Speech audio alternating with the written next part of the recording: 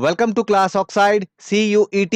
इस वीडियो में देखेंगे CBSE क्लास 12 हिस्ट्री चैप्टर 6 भक्ति सूफी ट्रेडिशंस MCQ। नाउ ये हमारा पार्ट 3 है। जैसा मैंने बताया था इस चैप्टर से अराउंड 150 के आसपास MCQ देखेंगे, तो पार्ट 3 है, इसमें 25 MCQ देखेंगे।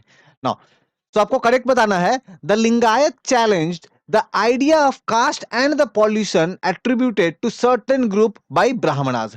तो ये जो कास्ट सिस्टम है और इस कास्ट सिस्टम में कुछ ऐसे ग्रुप्स थे जिनको थोड़ा सा लाइक लो रखा जाता था, है ना। लाइक उनसे अगर टच कर जाते हो तो वो पोल्यूट कर देंगे आपको, इस तरीके की बिलीव जो रखी जाती थी। ऑफ कोर्स बहुत ही बैड था ये। तो लिंगायत जो एज अ सेक्ट जो था, सेक्ट जो है ये उसमें बिलीव नहीं करता, इवन उसको चैलेंज करता है ना, उससे मानने से मना करता है। यस, बिल्कुल करेक्ट स्टेटमेंट है ये। दूसरा, the believe in the theory of rebirth. तो लिंगायत जो है वो बिलीव करते हैं थ्योरी ऑफ रीबर्थ पे, नहीं वो रीबर्थ पे बिलीव नहीं करते हैं। लिंगायत के अकॉर्डिंग जब कोई लिंगायत कम्युनिटी का, लिंगायत सेक्ट का जब कोई किसी की डेथ होती है तो वो फाइनली जाकर के वो गॉड से जाकर के मिल जाता है। ठीक है, वो गॉड से जाकर के जो भगवान शिव जो है, शिवा जो है, उनसे जाके वो मिल जाता है। ठीक है, तो रीबर्थ नहीं, ये गलत हो गई। Generally the followers of Lingayat were among those who were marginalized within the Brahmanical social order. आप ये देखोगे, ये लिंगायत हो या अलवर हो, आप बाद में बहुत सारे देखेंगे, जोगीस है, नत्थास है, सिद्धास है, इन सब के जो जनरली आप एक कॉमन चीज ये देखोगे ना कि इनके जो फॉलोअर जो है, इनके फॉलोअर आपको जनरली ज्यादातर ऐसे लोग नजर आएंगे जो सोसाइटी में जो थोड़े लो पोजीशन पे थे, जो थोड़े से मार्जिनलाइज थे, पीजेंट्स थे, वेवर्स थे, है ना, जो थोड़े सोसाइटी में जिनको प्रॉपर जस्टिस नहीं मिल पाता था। ठीक है, सो जनरली वैसे लोग जो है इनको फॉलो करेंगे। बिल्कुल ये सही स्टेटमेंट है। तो करेक्ट बताना था आपको, तो होगा 1 and 3, option B. Next MCQ आप देखो, Thevaram contains point poems composed by. तो ये एक रिलीजियस टेक्स्ट है। ठीक है, ये एक रिलीजियस टेक्स्ट है जिसके अंदर काफी सारे पोएम्स है। ठीक है, इस पोएम में, यहाँ पे जो भी इस टेक्स्ट के अंदर जो भी पोएम्स है, उन पोएम्स को कंपोज किसने किया, किसने लिखा है, किसने बेसिकली कंपोज किया इन पोएम्स को। तो यहाँ पे देखो बासवाना नहीं, बासवाना नहीं। अच्छा, बासवाना कौन हो गए, जो लोग लिंगायत या फिर वीर शिवा जो सेक्ट जो है ना, वो बेसिकली इनके फॉलोअर होते हैं। ठीक है, लेकिन पर्टिकुलर थीवरम में इनकी पोएम नहीं है। अपर हाँ इनका है, ठीक है, संबंदर इनका है, नहीं इनका नहीं है। एंड देन 5 सुंदरर, तो हो जाएगा 2 3 and 5, 2 3 and 5, option C, option C. Next देखो, MCQ 53, the Lingayat encouraged post puberty marriage and remarriage of widows. तो लिंगायत में हम लोग ये देखेंगे कि वो लोग सपोर्ट करेंगे पोस्ट पॉवर्टी मैरिज। मतलब बेसिकली क्या है कि चाइल्ड मैरिज को वो लोग मना कर रहे हैं ना, क्योंकि बहुत टाइम ऐसे होता था कि बहुत कम एज में जो है वो मैरिजेस करवा दिए जाते थे। तो इसको ये लोग गलत मानते थे। ये इनका मानना था कि पोस्ट पॉवर्टी मैरिज होना चाहिए, मतलब एक सर्टेन एज जब आ जाती है, थोड़ी सी मैच्योरिटी जब आ जाती है, देन उसके बाद जो है मैरिज करने चाहिए, इसको सपोर्ट करते थे। दूसरा, ये सपोर्ट करते थे क्या, रीमैरिज ऑफ विडोज, जो विडो जो हो जाती है उनकी रीमैरिज को भी सपोर्ट करते थे, इनकरेज करते थे। बिल्कुल ये करेक्ट स्टेटमेंट है। दूसरा आप देखो, certain practices disapproved in धर्मशास्त्र were supported by the Lingayat. तो कुछ ऐसे प्रैक्टिसेस जिसे धर्मशास्त्र जो है वो अलाउ नहीं करता था, डिसअप्रूव करता था, लेकिन वैसे प्रैक्टिसेस को लिंगायत वाले सपोर्ट करते थे। इवन आप देख सकते हो विडो रीमैरिज जो है, ये सब धर्मशास्त्र के हिसाब से आप देखोगे तो डिसअप्रूव्ड है, लेकिन लिंगायत वाले इसको सपोर्ट कर रहे हैं। तो बिल्कुल ये स्टेटमेंट भी सही है। ठीक है, हाँ, तो सपोर्टेड बाय लिंगायत, दोनों स्टेटमेंट सही है। लेकिन आप देखो, आपको इनकरेक्ट फाइंड करना है, तो इनकरेक्ट कौन सा है, दोनों तो करेक्ट है, इनकरेक्ट कौन सा है, none, option D, none of, कोई भी इसमें से इनकरेक्ट नहीं है। नेक्स्ट MCQ देखो, अगेन इसमें भी आपको इनकरेक्ट ही बताना है, देख लेते हैं। आवर अंडरस्टैंडिंग ऑफ वीर शिवा, देखो लिंगायत के लिए ना वीर शिवा जो है टर्म यूज करते हैं। ठीक है, तो Veerashaiva tradition is drive from the vachanas. ठीक है, तो हमें आज के डेट में वीर शिवा या लिंगायत ट्रेडिशन के बारे में जो भी कुछ पता है, तो बहुत सारा इंफॉर्मेशन जो है हमें मिलता है किससे, वाचांश से। ठीक है, सो वाचन से बेसिकली, अगर इंग्लिश में इसका मीनिंग देखेगा तो सेइंग, जब आप जो भी कुछ बोलते हो ना, आप जो भी कुछ बोल रहे हो, सेइंग जो है, तो उसी वही है इंग्लिश में अगर मीनिंग देखते हो तो, ठीक है। तो ये करेक्ट स्टेटमेंट है। Vachanas were composed in Tamil by women and men who joined the movement. तो ये जो पूरा वीर सभा ट्रेडिशन जो है, इनको ज्वाइन करने वाले बहुत सारे मेन थे, वुमेन थे, तो उन लोगों ने तमिल लैंग्वेज में जो है वाचनस को कंपोज किया। नहीं, तमिल में नहीं किया था, उन लोगों ने किया था कन्नड़ में। ठीक है, तो कन्नड़ हो जाएगा आंसर। ठीक है, तो आपको एक ये याद रखना है कि तमिल में नहीं, कन्नड़ में कंपोज किया गया था वाचन के जो भी टेक्स्ट वगैरह थे। और टेक्स्ट को कंपोज करने वाले, आप एक चीज बहुत इंपॉर्टेंट ध्यान दो, मेन भी थे, वुमेन भी थे। आपसे एग्जाम में पूछा जा सकता है कि ओनली मेन जो है वो कंपोज करते थे, नहीं, वुमेन भी करते थे। ठीक है, तो यहाँ पे ये वाली स्टेटमेंट तो गलत हो गई, है ना, तमिल नहीं होगा। आपको इनकरेक्ट बताना है, इनकरेक्ट कौन सा है, only two, only two. Next MCQ आप देख लो, यहां आपको करेक्ट बताना है।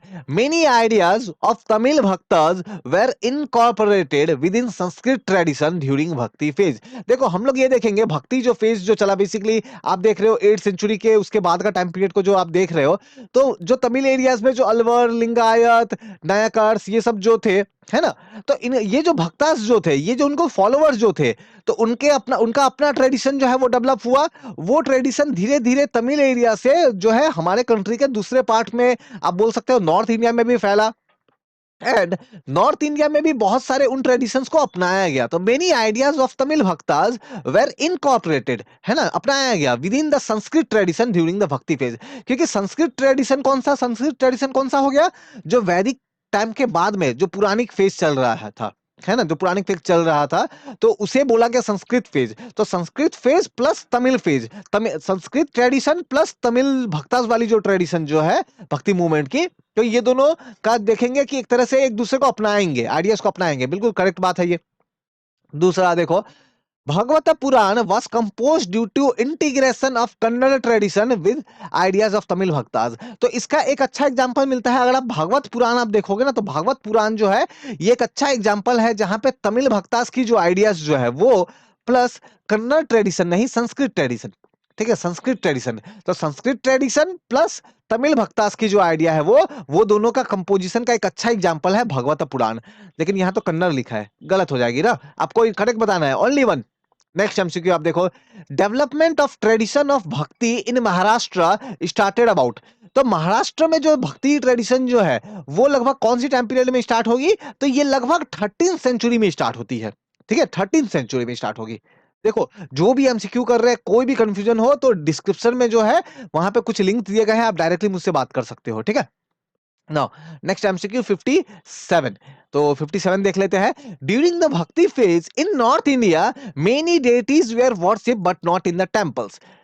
जब भक्ति फेज चल रहा था, तो नॉर्थ इंडिया में बहुत सारे जो देवी देवता जो है, जो डेटीज जो है, उनकी पूजा करते थे लोग। लेकिन उस समय टेम्पल का कॉन्सेप्ट नहीं था, मतलब टेम्पल में पूजा नहीं करते थे। नहीं, ऐसा बात नहीं है, बिल्कुल टेम्पल्स वगैरह बनाते थे, मंदिर बनाते थे, मंदिरों में पूजा करते थे। ठीक है, तो ये गलत हो गई। दूसरा statement, historian have not found evidence of anything resembling the composition of Alvar and Nayanars till 14th century. जो भी नायनार लोगों ने लिखा, जो भी नायकार्स के फॉलोअर्स लोगों ने लिखा, जो भी उनकी कंपोजिशन जो है, उनका प्रॉपर एविडेंस जो है हमें 14th सेंचुरी के बाद के टाइम में ही मिलता है। तो हिस्टोरियन को ऐसा कुछ कंपोजिशन नहीं मिला है जो कि अलवर्स या नायनार्स वगैरह के हो, जो कि 14th सेंचुरी से पहले कंपोज किया गया हो। जो भी मिलता है 14th सेंचुरी के बाद का मिलता है। ठीक है, तो यस, ये स्टेटमेंट करेक्ट है। आपको इनकरेक्ट बताना था, कौन सा, ओनली वन। नेक्स्ट एमसीक्यू आप देख लो, during the development of bhakti tradition several Rajput states emerge in north India.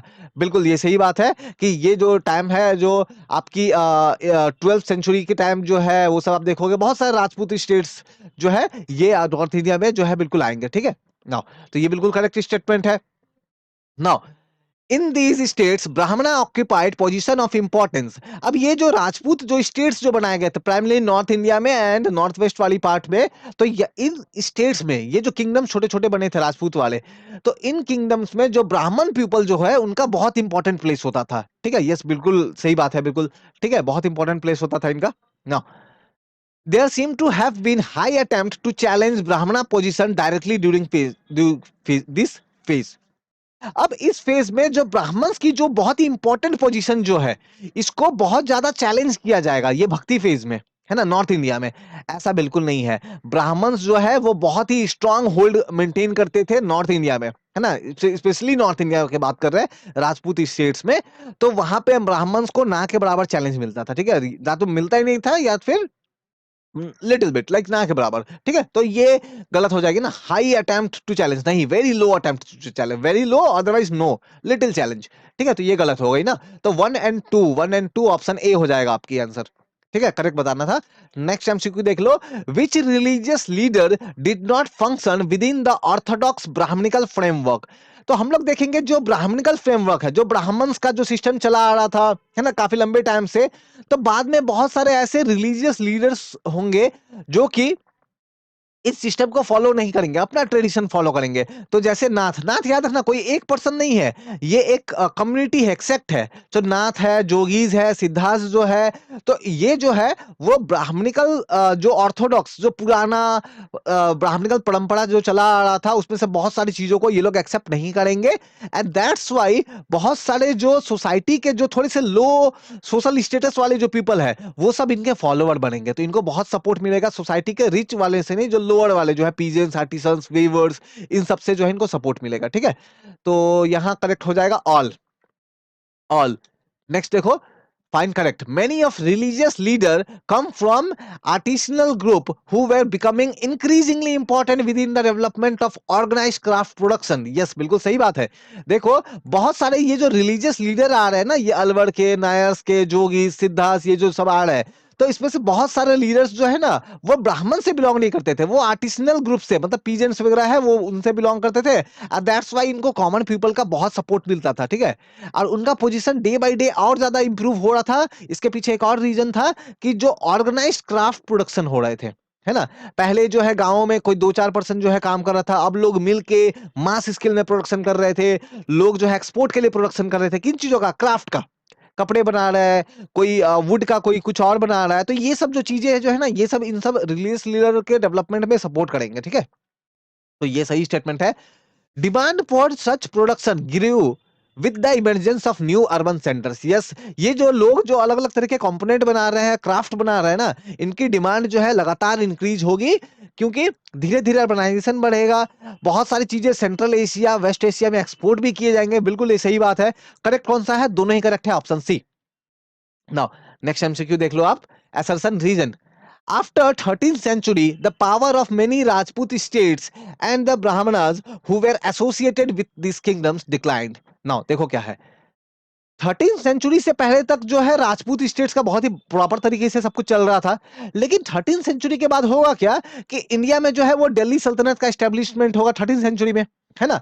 तो दिल्ली सल्तनत का इंडिया पे अटैक्स होंगे, है ना, दिल्ली सल्तनत स्टैब्लिश होगा। तो बहुत सारे ये जो राजपूत स्टेट्स जो है इनकी पावर डिक्लाइन कर जाएगी, क्योंकि ब्राह्मण्स को बहुत इंपॉर्टेंट पोजीशन मिला हुआ था इन राजपूत स्टेट्स में। तो स्टेट्स ही नहीं रहा तो ब्राह्मण का वो इंपॉर्टेंट पोजीशन कैसा, तो उनकी भी पावर जो है वो डिक्लाइन हो जाएगी। बिल्कुल करेक्ट स्टेटमेंट है। इसका रीजन क्या है, रीजन है अटैक ऑफ दी, जो दिल्ली सल्तनत के एस्टेब्लिशमेंट के लिए जो टर्क पीपल जो अटैक्स कर रहे थे, मेन यही रीजन है ना। सो कमिंग ऑफ टर्क, जो टर्क पीपल, जो याद रखना टर्क है ना, जो टर्क पीपल 13 सेंचुरी में, 13 सेंचुरी याद रखना, अटैक कर रहे थे, क्यों, दिल्ली सल्तनत का एस्टेब्लिशमेंट के लिए, ये एक बड़ा रीजन था, ठीक है। तो बिल्कुल यहाँ पे ऑप्शन हो जाएगा option A, assertion and reason दोनों करेक्ट है, बिल्कुल करेक्ट एक्सप्लेनेशन है। Now MCQ 62, in which year Arab general named Muhammad Qasim conquered Sindh. तो ये जो जनरल जो है यहाँ पे ये सेपरेट कर लेना, in which year Arab general Mohammad Qasim, नाम याद रखना, मोहम्मद कासिम, इसने कंकर किया सिंध। सिंध आज के प्रेजेंट डे में कहा, पाकिस्तान में है ना। आज के प्रेजेंट डे पाकिस्तान में है। पाकिस्तान का एक आपने सिटी सुना होगा, कराची, सिंध में है। लेकिन ये उस पहले के टाइम पे तो ये एक अनडिवाइडेड इंडिया में के तो इंडियन सब कॉन्टिनेंट का पार्ट था। तो इस मोहम्मद कासिम ने ये सिंध पे कब अटैक किया था, तो आंसर हो जाएगा ऑप्शन ए, 711 सीई सेंचुरी में, ठीक है, 711 सीई में, ठीक है। नेक्स्ट आप देखो, फाइंड इनकरेक्ट, आपको बताना है कि इनकरेक्ट स्टेटमेंट कौन सा है। दिल्ली सल्तनत was the rule of both Turkish and Mongols. तो दिल्ली सल्तनत में आप बेसिकली 5 डायनेस्टी के बारे में पढ़ते हो ना, पहले स्लेव के बारे में पढ़ते हो, फिर खिलजी के बारे में पढ़ते हो, फिर तुगलक के बारे में पढ़ते हो, फिर उसके बाद में सैयद के बारे में पढ़ते हो, फिर लोदी के बारे में पढ़ते हो। तो यहाँ पे स्टार्टिंग वाले तो ये टर्क वाले थे, लेकिन यहाँ पे आप देखोगे टर्क के साथ लास्ट में जो है वो अफगान भी आएंगे, ठीक है, अफगान भी आएंगे। तो दिल्ली सल्तनत एक्चुअली में इन पांचों डायनेस्टी को मिला करके ना दिल्ली सल्तनत बोलते हैं। तो दिल्ली सल्तनत में एक्चुअली टर्किस थे और कौन, अफगान्स थे, है ना। तो यहाँ टर्क एंड मंगोल लिखा है ना, नहीं मंगोल नहीं, मंगोल तो दिल्ली सल्तनत के बाद आएगा, तो यहाँ पे अफगान होना चाहिए था। तो ये गलत हो गई स्टेटमेंट। दूसरा स्टेटमेंट देखो, आफ्टर द दिल्ली सल्तनत फॉर्मेशन ऑफ सल्तनत in the Deccan and other part of the continent took place. Now Delhi सल्तनत बना, फिर बाद में फर्दर देखेंगे एंड वाली पीरियड में दिल्ली सल्तनत की पावर डिक्लाइन भी होगी, स्पेशली जो तुगलक डायनेस्टी है ना, उसके बाद देखोगे कि दिल्ली सल्तनत का पावर काफी कम होता जाएगा, ठीक है, काफी कम होता जाएगा। और इस टाइम पीरियड में जो इंडिया की साउथ वाली एरिया है, वहां पे कुछ दूसरे सल्तनत जो है वो डेवलप होंगे, कुछ दूसरे सल्तनत जो है उनका स्टैब्लिशमेंट होगा। और याद रखना है, ये जो दूसरे सल्तनत जो मैं बोल रहा हूं ना, ये इनका कोई लेना देना नहीं था दिल्ली सल्तनत से। ऑल्दो उसमें से बहुत सारे लोग दिल्ली सल्तनत से पावर अपने हाथों में ले लेंगे, लेकिन बहुत सारे नए नए सल्तनत जो है वो बनेंगे, ठीक है। जैसे दक्कन एरिया में सल्तनत बनेगा, है ना, सल्तनत ऑफ दक्कन जो है वो बनेगा, ठीक है। तो आपकी ये वाली स्टेटमेंट तो करेक्ट है, आपको इनकरेक्ट बताना था, तो ओनली वन। नेक्स्ट एमसीक्यू आप देख लो, Mughal empire was established in. तो हम लोग देखेंगे दिल्ली सल्तनत के बाद में जो है एक बहुत इंपॉर्टेंट लड़ाई होगी 1526 में। कौन सी लड़ाई, वॉर ऑफ कौन सी, battle of Panipat. Battle of Panipat, battle of Panipat में क्या होगा बेसिकली कि मुगल एम्पायर जो है वो पावर स्टैब्लिश करेगा, एंड आपकी जो दिल्ली सल्तनत जो है वो एंड हो जाएगी। तो कब स्टैब्लिश हुआ, 1526, तो सेंचुरी में कौन सा हो जाएगा आपकी 16th ना, क्योंकि 1526 मतलब 16th सेंचुरी चल रहा है, तो ऑप्शन 2 हो जाएगा आंसर, ठीक है। नेक्स्ट आप देखो, what is the meaning of the word ulama. तो उलामा जो वर्ड जो है इसका मतलब क्या है, ये देखो, ये उलामा जो वर्ड है ना, ये इस्लाम जो है, जो इस्लाम रिलीजन जो है उससे बिलोंग करता है। तो इस्लाम रिलीजन में ऐसे जो पर्सन जो स्कॉलर है इस्लामिक स्टडीज में, बेसिकली ऐसे पर्सन, ऐसे नॉलेजेबल पर्सन जिनको इस्लाम के बारे में काफी ज्यादा नॉलेज है ना, जो इस्लाम रिलीजन जो है उसके बारे में काफी नॉलेज है, वैसे पर्सन को जो है वो क्या बोला जा रहा है, उलामा बोला जा रहा है, ठीक है। तो ऑप्शन डी हो जाएगा आंसर। नेक्स्ट आप देखो, Muslim rulers were to be guided by ulamas. तो वो होता क्या था ना कि ये उलामा, क्योंकि मुस्लिम रिलीजन जो इस्लाम रिलीजन जो है इसके नॉलेजेबल पर्सन होते थे, तो बहुत बार ये मुस्लिम रूलर्स को एक तरह से गाइड करते थे कि आपको रूल जब करना है तो आपका रूल कैसे होना चाहिए, इस्लाम के अकॉर्डिंग होना चाहिए। तो बहुत सारे मुस्लिम रूलर्स जो है उनको गाइड करने का काम उलामा करते थे। कैसे करते थे, उलामा बेसिकली उनको ये बताते थे कि इस्लाम के अकॉर्डिंग कैसे रूल करना है, रूल करने का भी तरीका इस्लामिक होना चाहिए, ठीक है। तो उलामा इसमें गाइड करते थे मुस्लिम जो रूलर्स जो हुए हैं हमारे कंट्री में उनको, ठीक है। तो यस, ये बिल्कुल करेक्ट है। दूसरा statement, ulama use to help Muslim rulers to rule according to सरिया।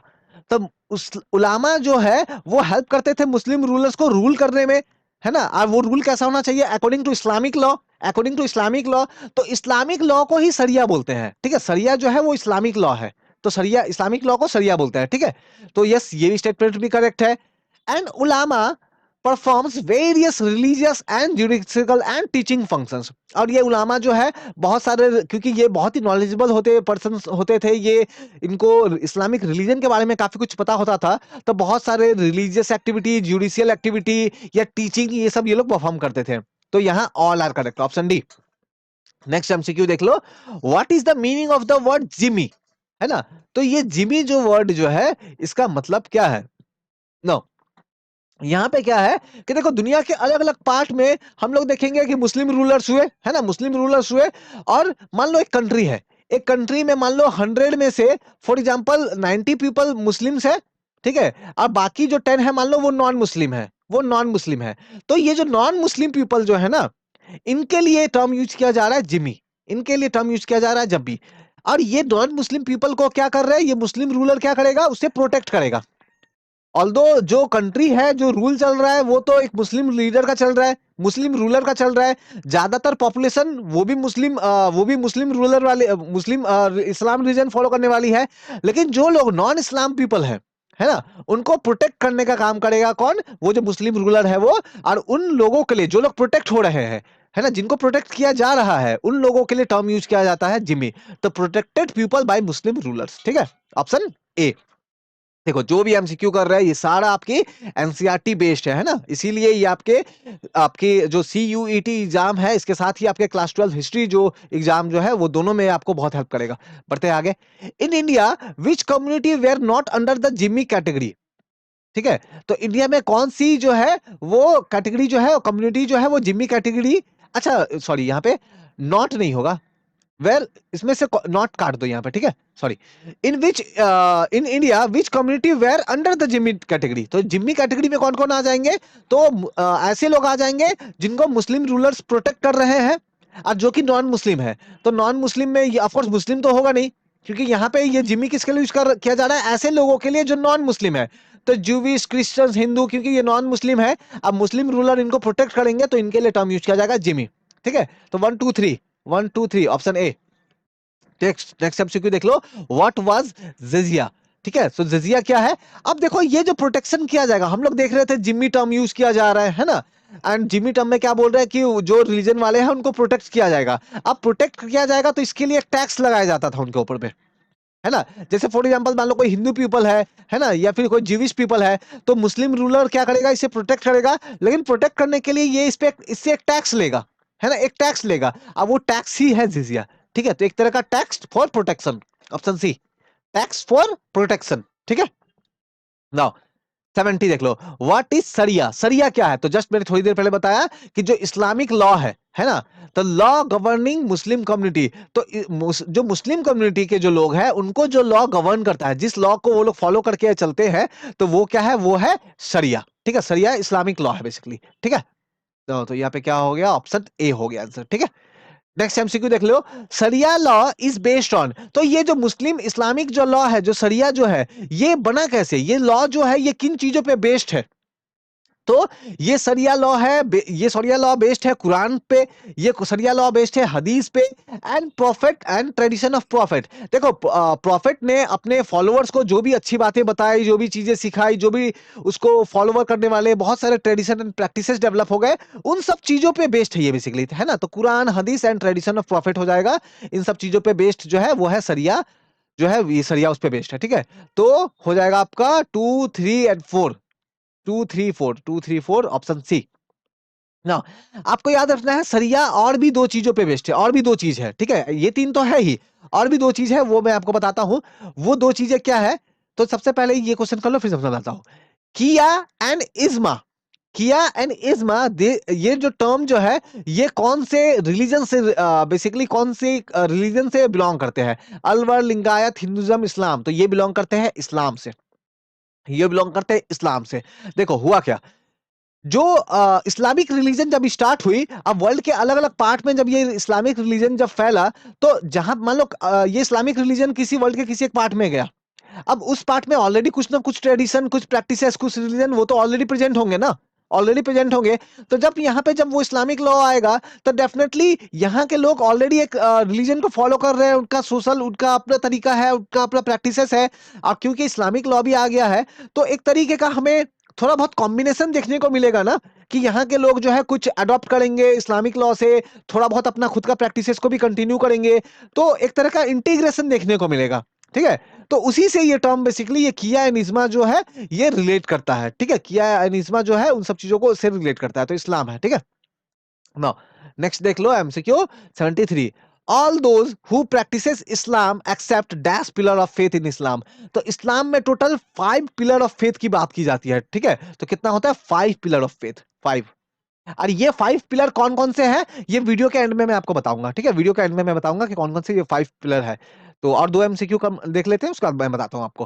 Now what is the meaning of the word जकात, जकात जो वर्ड है इसका मतलब क्या है, हमने जो 5 पिलर देखा ना उसमें से एक पिलर ये भी है जकात, जकात का मतलब होता है एक तरीका गिविंग आर्म्स, है ना, तो इस्लाम में ये है कि बेसिकली ऐसे लोग जिनके पास काफी ज्यादा सफिशिएंट रिसोर्सेस है ना, सफिशिएंट रिसोर्सेस है, तो क्या करना चाहिए उनको, जो है थोड़ा बहुत उनको अपना जो है कुछ शेयर डोनेट करना चाहिए, है ना, ताकि दूसरे जो गरीब लोग हैं या जो नीडी पीपल जो है उनका मदद हो सके, उनकी हेल्प हो सके। तो वो जो डोनेट करेंगे ना, तो उस चीज को ही बोला जा रहा है, जकात बोला जा रहा है। ठीक है, तो गिविंग आर्म्स हो जाएगा यहाँ पे ऑप्शन बी। नेक्स्ट एमसीक्यू देख लो, हु आर द खोजस। तो ये जो है, ये खोजस कौन है? तो हम लोग देखेंगे जब इस्लामिक रिलीजन जब फैलेगा, तो जैसे मैंने आपको बताया ना कि अलग अलग एरिया में जब इस्लामिक रिलीजन फैलेगा, तो ऑलरेडी जिन एरिया में इस्लामिक रिलीजन पहुंच रहा था, अगर वहां पे ऑलरेडी कुछ ना कुछ ट्रेडिशन तो होगा ही, तो दैट्स वाई हम लोग देखेंगे कि थोड़ा बहुत जो है उसमें मॉडिफिकेशन आएगा। तो ऐसा ही हुआ था इंडिया, अनडिवाइडेड इंडिया, इंडियन सब कॉन्टिनेंट में आप सिंध की बात करो, पंजाब, मुल्तान जो वाला जो एरिया है उसका बात करो, जो गुजरात का एरिया है, इन सब एरियाज में जब इस्लामिक रिलीजन जो आया, तो यहाँ के जो लोग थे, लोकल ट्रेडिशन को भी थोड़ा बहुत उन लोगों ने फॉलो किया है ना, इस्लामिक को तो फॉलो किया ही, तो थोड़ा सा एक मिक्स सा बना, हम लोग बोल सकते हैं। तो ये वो लोग हैं, यही लोग, वही लोगों को जो है बोला गया खोजकास। ठीक है, और इनके लिए प्रॉपर टर्म है a branch of the Ismailis, है ना। आपके एनसीईआरटी के हिसाब से अ ब्रांच ऑफ इस्माइलीस वर्ड याद रखना है। लेकिन ये चीज क्या है, मैंने आपको समझाया कि एक तरह का कॉम्बिनेशन है, हम लोग बोल सकते हैं ना कि कल्चर का कॉम्बिनेशन है ना, कल्चर का कॉम्बिनेशन है। ठीक है, तो ये एमसीक्यू यहां तक रहा, ऑप्शन ए हो जाएगा आंसर। नाउ मैंने जो आपको 5 पिलर की बात बताई थी ना, तो वो 5 पिलर ये है। आपसे यहां से भी एमसीक्यू जो है बनाया जा सकता है, पूछा जा सकता है। तो बेटर होगा कि ये 5 पिलर जो है आप इसको याद कर लो। ठीक है, ये वाला तो हमने ऑलरेडी देख लिया, जकात जो है, एंड इसके अलावा जो है नमाज जो है वो 5 टाइम्स प्रे करना। ठीक है, फास्टिंग करना। ठीक है, रमजान के, उनकी जो रमजान जो है मंथ होता है, होली मंथ होता है, रमजान जो है होली मंथ होता है। तो उस मंथ में आपको पता है इस्लाम रिलीजन वाले जो है वो फास्टिंग करते हैं, तो वो फास्टिंग करना।